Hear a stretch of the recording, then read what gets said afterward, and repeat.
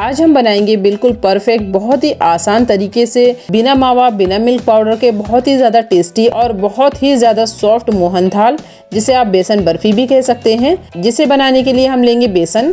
तो मैंने बेसन को छान लिया है। तो मैं यहाँ पर आपको मेजरिंग कप से नाप कर बता रही हूँ। आप घर के कोई भी कप कटोरी ले सकते हैं इसे मेजरमेंट करने के लिए। यहाँ पर मेजरमेंट बिल्कुल सही होना चाहिए। तो रेसिपी को फुल वॉच कीजिएगा, आपका मोहनथाल बिल्कुल परफेक्ट बनेगा। तो यहाँ पर मैंने 2 कप बेसन लिया है। ये जो बेसन है हमारा रेगुलर वाला बेसन है। इससे हम बहुत ही टेस्टी और दानेदार मोहनथाल बनाएंगे। तो यहाँ पर हम लेंगे एक तड़का पैन। अब मैंने यहाँ पर लिया है टेबल स्पून। तो हम घी को टेबल स्पून से नाप लेंगे। अगर आपके पास टेबल स्पून नहीं है तो आप इस तरह के कोई भी चम्मच से नाप सकते हैं। तो यहाँ पर इस नॉर्मल चम्मच से हमें 3.5 चम्मच घी लगा है 1 टेबल स्पून के लिए। तो इस हिसाब से यहाँ पर आप 3 टेबल स्पून घी डाल दें। तो मैंने यहाँ पर देसी घी लिया है, आप वनस्पति घी भी ले सकते हैं। अब इसी टेबल स्पून से नाप कर हम 3 टेबल स्पून दूध डालेंगे। दूध आप यहाँ पर ठंडा गरम कोई भी ले सकते हैं। तो 3 टेबल स्पून मैंने दूध डाल दिया है। अब घी और दूध को हमें हल्का गरम कर लेना है, बहुत ज़्यादा गरम नहीं करना है, हल्का सा घी मेल्ट होने तक गरम करेंगे। और इसे हम थोड़ा थोड़ा करके बेसन में डालेंगे, सारा एक साथ नहीं डालेंगे, थोड़ा थोड़ा करके इस तरह से चम्मच से डालना है।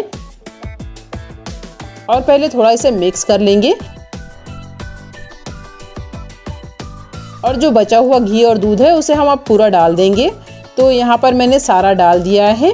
इसी तरह से आप भी बनाइएगा, आपका जो मोहनथाल है वो बिल्कुल परफेक्ट बनेगा और इसका जो टेक्सचर है वो बिल्कुल दानेदार आएगा। तो अच्छे से इसे हम मिक्स कर लेंगे। आपको अभी ये काफ़ी ज़्यादा गीला लग रहा होगा, तो इसे मैंने चम्मच से अच्छे से मिक्स कर लिया है। अब यहाँ पर जो चम्मच का काम है वो ख़त्म हो गया है।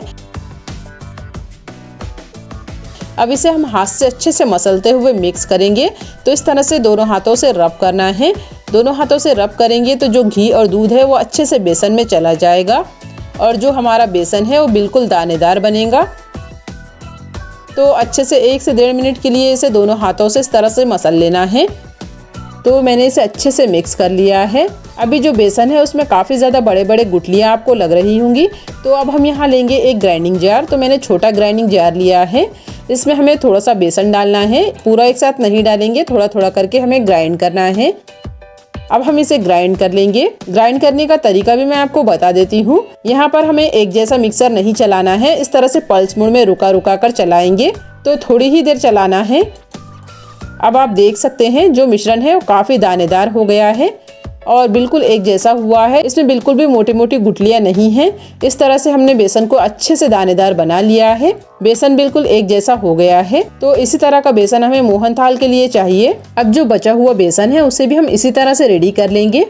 तो बेसन को हम थोड़ा थोड़ा करके रेडी करेंगे। तो हमारा जो बेसन है वो बिल्कुल परफेक्ट रेडी हो गया है। आप चाहे तो इस प्रोसेस को आप छन्नी से छान कर भी कर सकते हैं, लेकिन छानने में काफ़ी ज़्यादा टाइम लगता है। तो ये तरीके से काफ़ी जल्दी और काफ़ी इजी हो जाएगा। अब हम यहाँ लेंगे एक कढ़ाई, उसमें हम डालेंगे घी। तो मैंने यहाँ पर 3/4 कप यानी कि पौना कप घी लिया है। इस रेसिपी में हमें पूरे 1 कप घी की ज़रूरत है। थोड़ा हमने पहले यूज़ कर लिया है। अब जो बचा हुआ 3/4 कप है उसे मैंने कढ़ाई में डाल दिया है। गैस ऑन कर लेंगे। अब जो बेसन हमने रेडी करके रखा है उसे डालना है। यहाँ पर बहुत ज़्यादा घी को गर्म नहीं करेंगे, हल्का सा घी गर्म है। तो इस स्टेज पर ही हमें यहाँ पर बेसन को डालना है और बेसन को बिल्कुल लो फ्लेम में हम चलाते हुए पकाएंगे। तो बेसन को हमें लगभग 12 से 15 मिनट के लिए भूनना है। जैसे जैसे हम बेसन को भूनेंगे बेसन वैसे वैसे घी छोड़ने लगेगा। हमारा जो बेसन है वो बहुत अच्छे से दानेदार हुआ है। कितना भी इसे हम चलाएंगे तो जो दाने इसमें बने हैं वो बिल्कुल भी नहीं टूटेंगे और हमारा जो मोहनथाल है वो बिल्कुल परफेक्ट बनेगा। तो इसे हमें कंटिन्यू चलाते हुए पकाना है। तो जैसे जैसे हम इसे भूनेंगे तो बेसन घी छोड़ने लगेगा।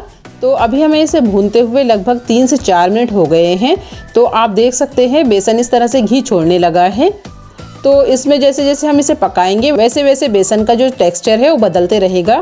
पहले बेसन ने सारा घी ऑब्जर्व कर लिया था और जैसे जैसे हम इसे पकाएंगे वैसे वैसे ये घी छोड़ने लगेगा। तो इसे कंटिन्यू चलाते हुए पकाना है। अब आप देख सकते हैं इसमें थोड़े थोड़े झाग बनने लगे हैं और बेसन हल्का होने लगा है। और इसका जो कलर है वो भी थोड़ा सा चेंज हो गया है। और इसे हमें बिल्कुल लो फ्लेम में पकाना है। बीच बीच में आप थोड़ी देर के लिए फ्लेम को बढ़ा सकते हैं, यानी कि मीडियम कर सकते हैं। हाई फ्लेम में इसे नहीं पकाएंगे वरना बेसन जल जाएगा। तो इसे लो टू मीडियम फ्लेम में ही पकाना है। बहुत ज़्यादा मीडियम फ्लेम नहीं करेंगे, बस हल्का सा बीच बीच में 1-2 बार करना है। जैसे जैसे बेसन भूनने लगेगा वैसी वैसी बेसन में अच्छी सी खुशबू भी आने लगेंगी। तो बेसन का जो कलर है वो थोड़ा थोड़ा चेंज हो रहा है। बेसन हल्का हल्का ब्राउन कलर में आ रहा है। तो इसे हमें कंटिन्यू चलाते हुए पकाना है। तो हमने इसे कंटिन्यू चलाते हुए पका लिया है। तो लगभग इसे भूनते हुए 12-13 मिनट हो गए हैं। तो यहाँ पर इसे 1-2 मिनट टाइम कम ज़्यादा लग सकता है। ये आपके फ्लेम के ऊपर भी डिपेंड करेगा कि आपका बेसन कितने टाइम में इस तरह की कंसिस्टेंसी में आ सकता है। तो हमारा बेसन अच्छे से भून गया है। अब हम यहाँ लेंगे आधा कप दूध। तो दूध हमें यहाँ पर बहुत ज़्यादा ठंडा नहीं लेना है और बहुत ज़्यादा गर्म भी नहीं लेना है। रूम टेम्परेचर में दूध को रखा हुआ लेंगे और थोड़ा दूध डालेंगे और अच्छे से मिक्स करेंगे। फिर से थोड़ा दूध डालना है और अच्छे से मिक्स करना है। जैसे जैसे हम इसमें दूध डालेंगे इसमें काफ़ी ज़्यादा झाग आने लगेंगे और जो बेसन है वो सॉफ्ट होगा। आप चाहे तो यहाँ पर आधा कप मावा भी डाल सकते हैं, लेकिन मैं आज इसे बिना मावे के बना रही हूँ। तो इस तरह से मैंने आधा कप इसमें दूध डाल दिया है और इसे हम चलाते हुए भून लेंगे। तो अब जो बेसन है वो बिल्कुल दानेदार हो गया है। यहाँ पर हम गैस की फ्लेम बंद कर देंगे और आप बेसन भी देख सकते हैं बिल्कुल दानेदार सॉफ्ट हो गया है। तो बेसन अच्छे से भून गया है। अब हम बेसन को निकाल लेंगे एक प्लेट में ताकि ये हल्का ठंडा हो जाए। यहाँ पर इसे थोड़ा ठंडा कर लेना बहुत ज़्यादा ज़रूरी है, तभी हमारा जो मोहन थाल है वो बिल्कुल परफेक्ट बनेगा। अब हम फिर से कढ़ाई लेंगे और उसमें हमें डालना है 1 कप चीनी और आधा कप हम यहाँ पर डालेंगे पानी। तो बहुत ज़्यादा पानी नहीं डालना है, सिर्फ आधा कप पानी डालेंगे और इसे अच्छे से मिक्स करेंगे। इसकी हमें एक तार वाली चाशनी बनानी है। चीनी को भी हम बिल्कुल लो फ्लेम में मेल्ट करेंगे। तो चलाते हुए इसे मेल्ट करना है। तो यहाँ पर चीनी को बहुत ज़्यादा पकाने की भी ज़रूरत नहीं है, इसके लिए मैंने फ्लेम को लो रखा है। चीनी हमारी मेल्ट हो गई है। अब मैंने यहाँ पर फ्लेम को थोड़ा सा बढ़ा लिया है और इसे हमें चलाते हुए पकाना है। इसे हमें तब तक पकाना है जब तक कि हमारी चाशनी एक तार वाली ना बने। तो मैंने इसे बीच बीच में 1-2 बार चेक कर लिया था। अब मैंने गैस बंद कर दिया है। चाशनी भी हमारी एक तार वाली बन गई है। आप देख सकते हैं इसमें बिल्कुल इस तरह से एक तार बन रहा है। चाशनी को भी हम हल्का ठंडा कर लेंगे। अब मैं इसमें डाल रही हूँ आधा चम्मच इलायची पाउडर और साथ ही में डालेंगे 2 पिंच ऑरेंज फूड कलर। यहाँ पर फूड कलर डालना पूरी तरह से ऑप्शनल है, आप चाहे तो डालें या फिर आप बिना कलर के भी इसे बना सकते हैं। और इसे अच्छे से चलाते हुए हम मिक्स कर लेंगे। तो मैंने इसे अच्छे से मिक्स कर लिया है। इससे जो मिठाई का कलर है वो बिल्कुल मार्केट जैसा आता है। अब हमारा जो बेसन है वो भी थोड़ा ठंडा हो गया है। तो जो चाशनी है वो भी थोड़ी ठंडी हो गई है, बहुत ज़्यादा गर्म नहीं है। और जो बेसन हमने साइड में रखा है वो अच्छे से ठंडा हो गया है। तो यहाँ पर हमें दोनों चीज़ें गरम नहीं लेनी है। दोनों चीज़ें अगर गरम हम डालेंगे तो जो घी है वो अलग हो जाएगा और जो मोहन थाल है वो बराबर से सेट नहीं होगा। तो इसके लिए बेसन को यहाँ पर ठंडा कर लेना बहुत ज़्यादा ज़रूरी है। चाशनी हल्की गर्म है तो चाशनी में इसे अच्छे से मिक्स कर लेंगे। गैस हमें यहाँ पर बंद ही रखना है। अब गैस का जो काम है वो ख़त्म हो गया है। अब इस तरह से हमें इसे चलाते हुए मिक्स कर लेना है। जैसे जैसे हम इसे चलाएंगे जो बेसन है वो गाढ़ा होने लगेगा। अभी जो बेसन की कंसिस्टेंसी है वो आप देख सकते हैं। तो 5 मिनट के लिए मैंने इसे ऐसे ही छोड़ दिया था। 1-2 बार मैंने बीच बीच में इसे चला लिया है। तो आप जो बेसन की कंसिस्टेंसी है वो देख सकते हैं। इस तरह से हमें बेसन को रेडी करना है। बहुत ज़्यादा पतला बेसन को नहीं रखेंगे, इस तरह से थोड़ा सा सख्त होने देंगे, तभी जो मोहन थाल है वो बिल्कुल परफेक्ट बनेगा। तो बेसन के अंदर इस तरह से हवा भर जाती है और इससे जो मोहन थाल का टेक्सचर है वो बहुत ही दानेदार और बहुत ज़्यादा सॉफ्ट बनता है। अगर हम पतला ही बेसन सेट होने के लिए ट्रे में डाल देंगे तो जो मोहन थाल है वो बराबर से सेट नहीं होगा। अब मैंने यहाँ पर एक केक टिन लिया है, उसमें मैंने एक बटर पेपर रख दिया है।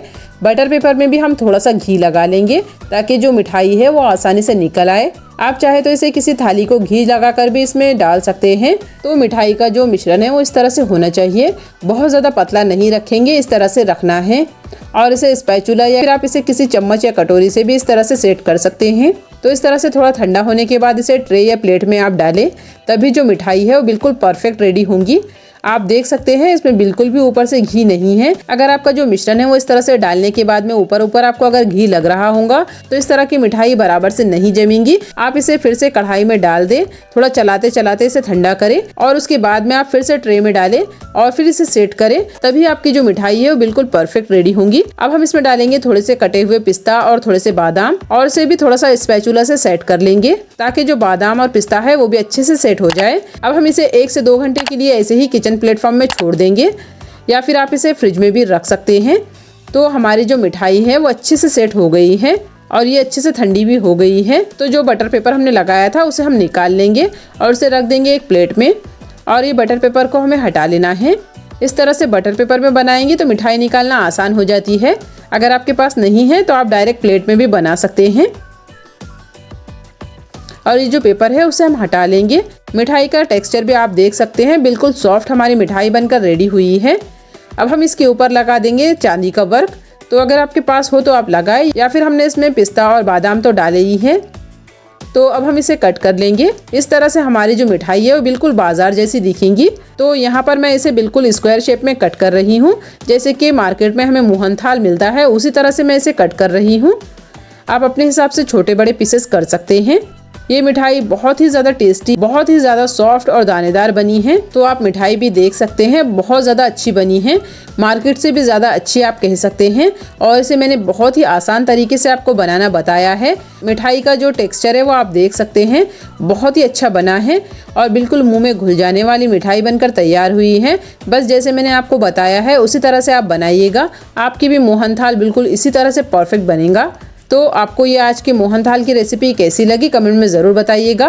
और आप भी किसी फेस्टिवल या फिर ऐसे ही मीठा खाने का जब भी मन हो तब आप इसे बनाकर रेडी कर सकते हैं। बहुत ही आसान, बहुत ही ज़्यादा टेस्टी रेसिपी है, ज़रूर ट्राई करके देखिएगा। आप सभी को ये रेसिपी बहुत ज़्यादा पसंद आएगी। तो आपको मेरी आज की रेसिपी कैसी लगी कमेंट में ज़रूर बताइएगा। और आप मेरा ये वीडियो किस शहर से देख रहे हैं ये भी ज़रूर बताएं। वीडियो अच्छा लगे तो लाइक, शेयर और चैनल को सब्सक्राइब भी ज़रूर कर दीजिएगा।